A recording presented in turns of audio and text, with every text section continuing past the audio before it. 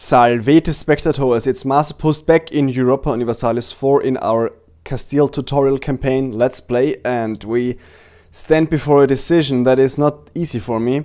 Normally I'd gonna do that without really thinking about it, because having a cardinal is lasting and losing admin points will just regain it, but the problem is we have very few points on a monthly increase basis here, only 4, so it will take us a long time to actually get those back. And another problem is that this goes further in the future, but I'm gonna explain it now.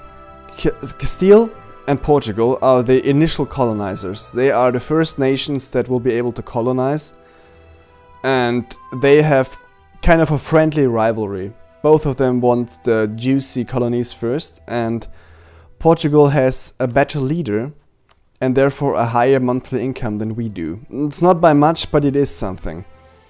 And for colonization, we want to get to national ideas, the admin tech 4, as soon as possible, and a difference of 200 admin points is considerable. Because if we get here first, or earlier, we can choose a next group, and playing as Castile you will almost always choose exploration first, which will give us colonists and the possibility to colonize the Americas and the Caribbean and stuff like that. And Castile is bound to do that. You basically have to do it. Every nation has some flavor to it, and Castile has basically two things: Catholicism as a religion and colonialization.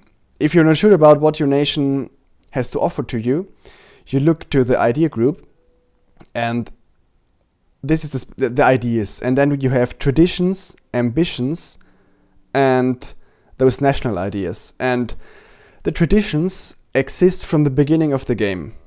Our Spanish traditions are: we get missionaries +1, which is completely useless at the beginning of the game, and morale of armies +15%. This is very good.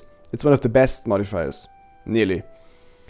If we complete all those national ideas, we will get a global settler increase of 25, which means we will be able to build colonies faster. And there you have a first indicator that we are a colonial-focused nation.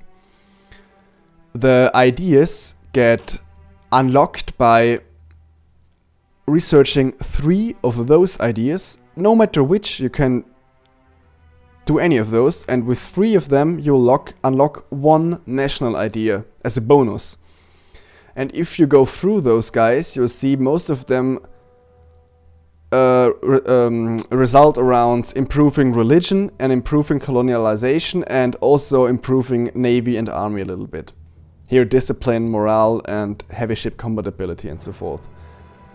This is rather difficult, and you have a lot to think about and to choose ideas, but if you are a little bit experienced, you just choose the same idea groups every time. Because, for instance, to my mind, espionage is the most useless of all of those. And also administrative is often useless, and religious and humanist are very good, and exploration is also very good if you are in a position now. If you're playing Poland or let's say Poland. Poland is landlocked and it's in the middle of Europe. You don't want to pick colonialization ideas with those guys, because you won't be able to colonize. It's somewhat reasonable, right? If you are England, France, you want to colonize at some point. Or maybe even Norway, because they didn't really colonize historically, but they could, because they're in a good position. Or Brittany, if they stay independent, they could colonize at some point. Also Morocco could colonize, although they never did. But back to this, I still don't know what to do. Now, there are a lot of nations with 1 cardinal. We would be the first nation that gets 2 cardinals. I say, wow. Shit, I also want the admin points.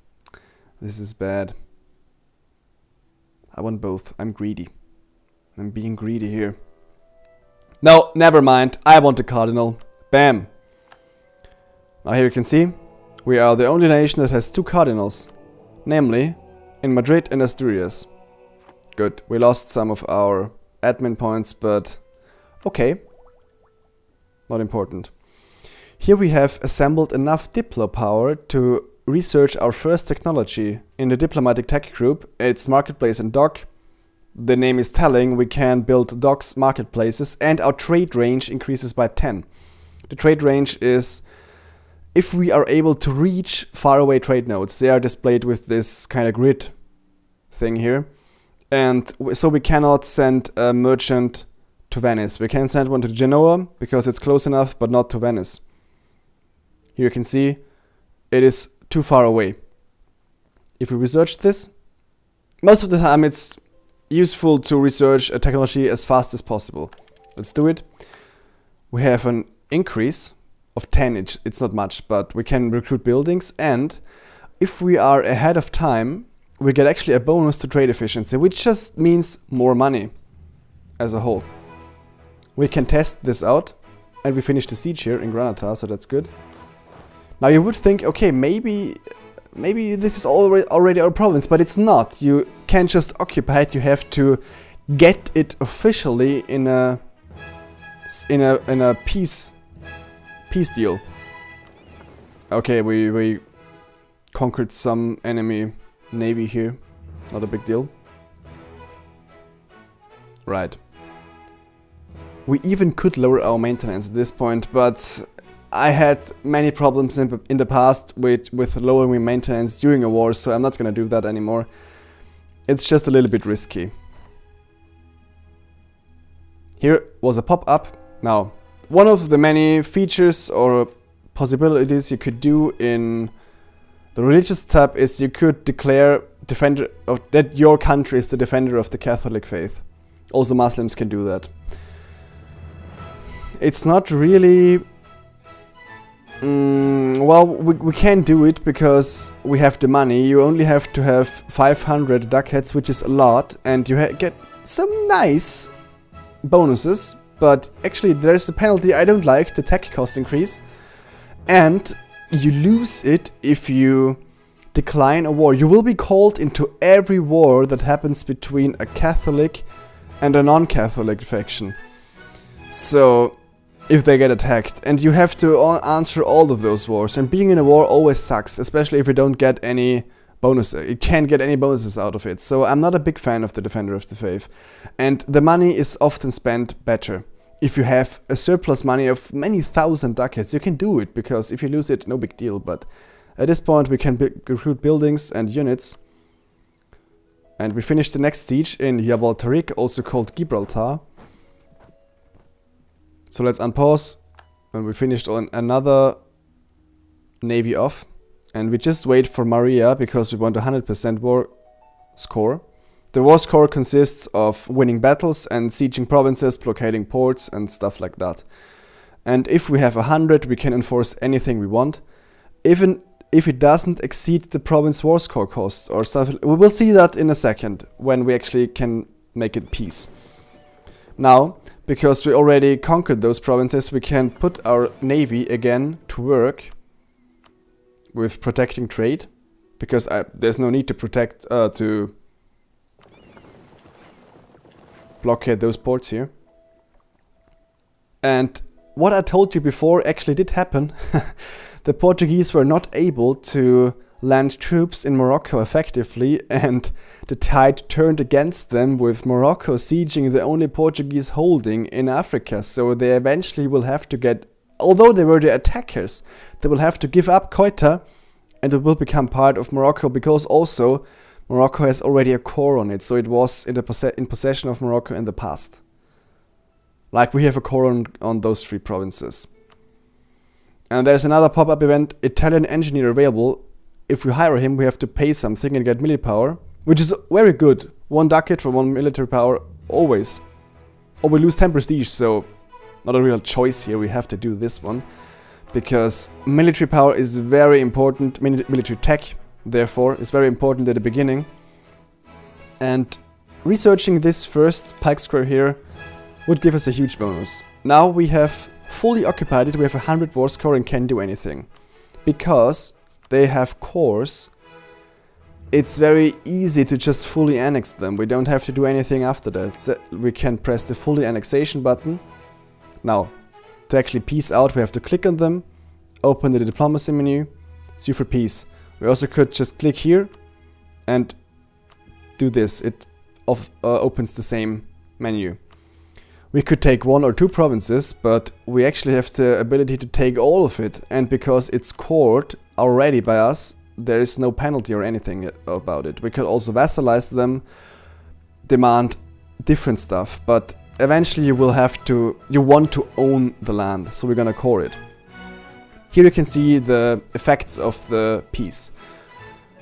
We don't have to pay anything. We will get 6 prestige because it's prestigious to win and finish wars in favor to you, but we will get a little bit of aggressive expansion. This is basically a penalty to the opinion of other countries about us because they see us as aggressors. 5.8 is very small because they're not as pissed as us because they see, hey, okay, we already have cores on those lands. They should belong to us rightfully. If you take a lot of land that you don't have any cores or maybe claims or anything like that, the aggressive expansion would be huge and they will be pissed at you. You want to always keep the aggressive expansion in mind because there could form a coalition against you, like in the Napoleonic Wars against France, which eventually could force you to your knees. Now, we have sent the offer and in one day they should accept it. Look at this. Bam! Now, the nation of Granada ceased to exist. We gained the bonus, the mission bonus here, which is 15 army tradition, which is considerable, and lose 4 war exhaustion. So in a war, you assemble war exhaustion, which is basically bad. You want to have low war exhaustion. High war exhaustion means increased revolt risk, your population is unhappy. We also gained army tradition. Army tradition is displayed in the military ledger. It makes your units fight better and also you'll be able to recruit better generals. So this is a very, very good reward for finishing the mission. If you click on diplomacy, here you can see, okay, Almeria, Granada and Gibraltar are cores. We don't have to core them. Coring them, as mentioned before, means to integrate them into our country. They have very little autonomy. Well, this one has 18%, but those have 0 because there are cores about us. I don't know why they have 18%. Maybe Granada has raised it or something happened. I don't know. But we have a problem. They're Sunni. So you can see here what happens if they're Sunni. They get increased local unrest, which is displayed here. So the unrest is actually above 0. And goods and taxes are reduced. With finishing the war, something has popped up here. We can select a new mission. Claim a province, achieve unity, or become papal controller. Neither one of those is very easy to achieve, so let's have a look at the effects. Prestige. Achieving religious unity is very good, but it's difficult to convert those 3 provinces, especially Granada, because it well, let's cover that a little bit later. So, papal controller is not that difficult. We have a 50% chance if the Pope dies that we will get it. But the reward is very meager, to say the least. So we will claim our rival's province, Aragon. We will do that. And therefore we will use 1 diplomat. Let's wait 1 day till he comes back. Go to Aragon. Covert actions. Fabricate claim. Aragon is to go. Send. So here you can see the progress. If it reaches 100, we have claimed it. It then looks like this. Yellow strips. So Morocco has claimed quite a lot of provinces actually. Portugal has claimed this one. And we will then have claimed Aragon. Not really anything happens then, we just claimed it and we will get a claim and the bonus of the mission, of course, which we initially wanted. The 25, what was it? 25 military power and 5 prestige. This is good. Right. Another thing is here. You can convert provinces to your own religion. Let's have a look there. Okay, we could try to convert those 3. We have 2 missionaries. We will use 1 missionary for 1 province to convert. Converting a province costs something. The maintenance of the missionaries, as you've seen in this ledger here. And they only cost something if they're active, so now they don't cost anything. You could click here, and you can see the monthly progress is 0.6%, which is very, very low. We don't want to do that. We want to wait until we have a better progression, because while the missionary is active, the population will be pissed at us, and it costs something. So although having a Sunni religion here is bad, we don't want actually to have a missionary there forever. And here you can see why the progress is 0.6. It is because Sunni is very difficult to convert. It's just a specialty of the Sunni religion, and it's also decreased by the provincial tax income. This you can see if you click on a province. It's displayed here. A high number means the province base is very rich. There are either big cities in this province or the population is just very wealthy. The wealthiest province at the beginning is Paris with 15, and there are a lot of poor provinces with just 1. So holding one province that has a high tax base is very, very good.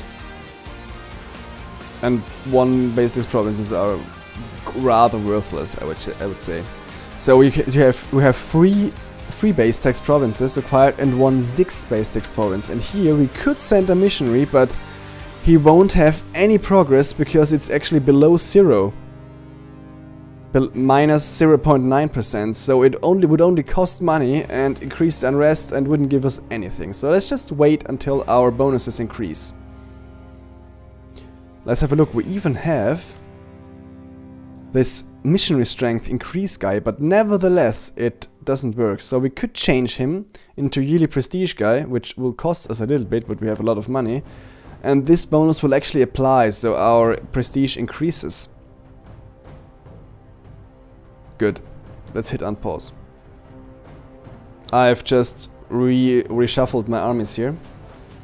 And because we have conquered 3 provinces, our force limit increased to 34.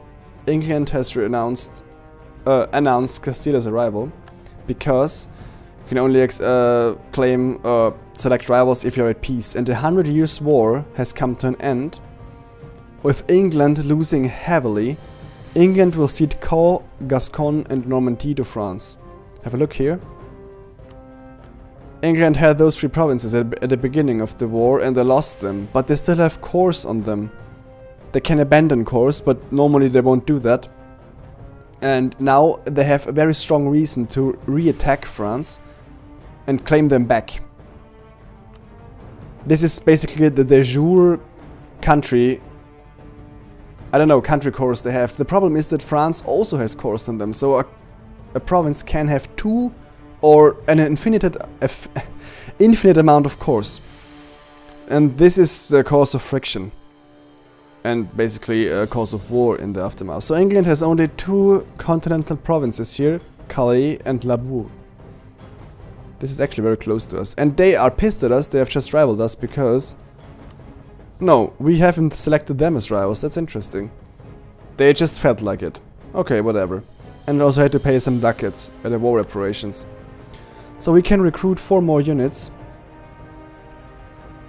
And... okay, let's just do that. We could recruit more cavalry or infantry. Our income is huge, so let's recruit 2 more cav and 2 more infantry. Why not? 1-1, 1-1. We could recruit them anywhere. I don't know. Doesn't matter really. We could recruit another military leader because we have not maxed out our leaders. But one of those slots relies on our power projection. And it could decrease. You can see here it would decrease in 8 years by 8. So if we would recruit a leader now, we would at some point be over our force limit, and I don't see the reason why to do it now. We aren't at war. We don't have to. So let's just ignore that. But we can recruit something. We can recruit a dock and a marketplace because we researched this technology in the past.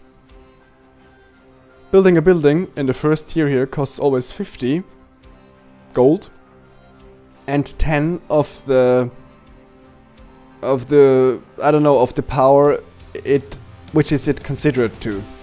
Like, marketplace has something to do with trade, with diplomacy, etc., and it costs diplo points. A temple would cost admin points and armory military points. So we can recruit 5 marketplaces, and I'm gonna hold off for that for a moment because 50 admin diplo points is actually quite a lot, and our goal here is to research this one and then select a exploration idea group. And the problem with that is you can only store up to 1000 or 999 power points. Then it won't increase, although it should increase because you get something per month. It won't increase, but it won't increase, I should say. France is very aggressive because they are in high spirits. They won the war and declared war on Provence. And France. Now let's talk about France. France is the big blue blob because they're not OP. There is no OP thing in EU4, but they are very, very strong. They have very good generals, a high number of manpower, which means a huge army, and they are aggressive. Actually they are not, interesting. Every king has an attitude. They can be balanced. Let's have a look. 1 second. Here, the Masovian king is balanced. It means, okay, they will act normally. Then you have an admin king, which will behave in a certain way. They have a diplo king. Nope. Where was the diplo king? Here. Milan? No. Where was it? Here. The Württemberg king is a diplomat, and the English king is a militarist, and a militarist king will always wage war after another, but I don't know why the diplomat king of France just declared war immediately, maybe because they have cores on enemy territory, which is always a very big incentive to declare war. Okay.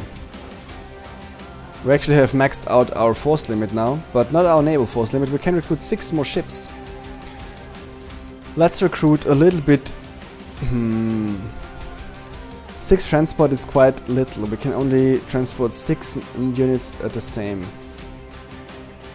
I'm inclined to recruit 6 cogs, so we have 12 cogs as a whole. Let's do that. 1, 2, 3, 4, 5, 6. Conveniently, we have exactly 6 units here. And we will just have to wait until this war comes to an end here. Eventually, Portugal will cede Ceuta to Morocco because they don't have any chance of succeeding here. The war score is ticking down because, as you may remember, Morocco is the defender here. And they will get war score for holding the war goal, which is Tangiers. And if Portugal would have besieged it and conquered it, it would tick the war score up for Portugal, and us for that matter, because we're on the side of Portugal. Other bonuses is, for us, is the blockade of stuff, and Ceuta is occupied by Morocco. You can see there's only a very small number, but the war goal in the hands of the enemy is a huge modifier. It will increase by let's count it negatively. 25 more war score can be gained for Morocco here. Claim our rival's province, Aragon. We finished that mission. We have a claim on Aragon now, and now we don't want to enforce it as of now. Press G to combine the armies here. And we can select another mission. You always want to have one mission. We can now proceed here and conquer Aragon. Could achieve religious unity or became papal controller. Now, at this point I don't like any of those missions, so I'm gonna select one and deselect it immediately. We have to wait 1 year and then the game rolls another 3 missions. They could be the same, but they could also be different. Uh-oh. Cordoba has only... Okay, no. They're all... If you click here on the supply limit map mode, it says we can't go in there because then the army would be too big. This is actually good. Let's move them back. I want to somehow peace out in this war, because we're in this war for a long time now and it doesn't make any sense. We could try to...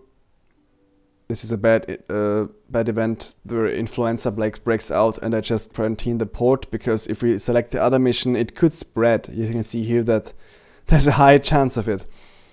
And it basically reduces everything in Cantabria for 1 year. Not too much of a problem. Let's have a look here. Improve relations, and we need 190 to annex them, and we will be able to do so in 1456, so 5 more years, then we can do that. Good. With a vassal you can actually improve relations by just improving it for 200, so we have 160 more improved relations points to get. If we want to peace out on a war before we actually haven't won, we can select this, sue for peace, then offer tribute and suggest an offer. So Morocco wants to peace out. They just want us to pay 120 ducats. And we will accept this. Why not? We have a lot of ducats. Now we actually ceded out of the war while Portugal is still in the war. They are a little bit pissed about that. You can see here, separate peace, minus 30, and it will decrease slowly. But now we aren't at war anymore, and this is good, I would say. We can just combine our navies here. If you just do this, you will select always the armies. If you press Control at the same time, you will select the navy. You can see here, like this or like this. And here, there is a ledger, an alert that we can research the Pike's Crew. Let's do it. Bam! Now our armies get stronger. Let's have a look at the tech advantage. You can see here we have tech level 344 and Portugal only has 333. So we have more military tech, which is very important in a war. Tuscany is very strong, which already has 444, so does Bohemia. Wow. Austria just ate up Böhmerwald and Mähren. Ah, Austria is expanding. Interesting. Okay. We finished the war